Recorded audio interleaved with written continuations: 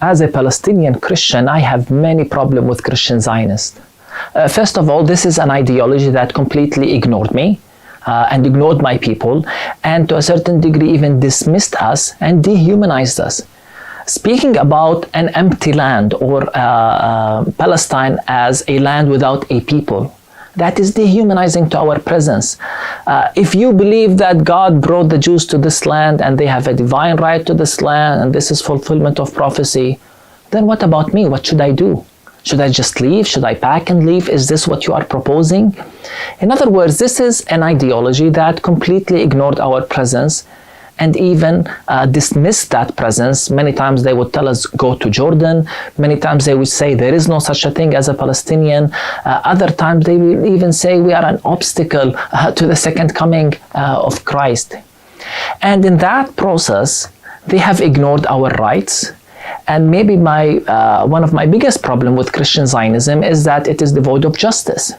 Because what about the current military occupation to our land and to our people? What about the many injustices and the discriminative laws of the state of Israel towards Palestinians? I mean, it's a state that says that the right for self-determination is exclusive to the Jewish people only. How can you as a Christian support that?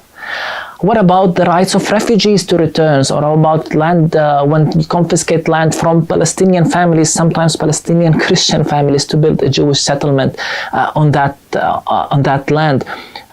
How can you be as a Christian okay with that action?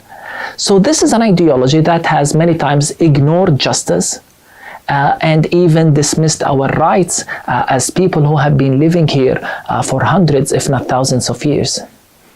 But then I have to speak as a Christian. Does the Bible really teach that? Because when I read the Bible and I look at the God of love, the God of grace who's manifested in Jesus Christ, I have to question that ideology. Is God really a God who divides people based on their race, or who decided 4,000 years ago that this particular people have an exclusive right to this land and they have an eternal possession and a divine right to a certain land, and this is how we solve the conflict? This is not what I read in Scripture about Jesus Christ, about the Christ who loves all people equally, about even the church in which there is no Jew or Gentile, and about the God of grace and mercy. The gospel of Jesus Christ has been discredited by these Christians who promote such ideologies.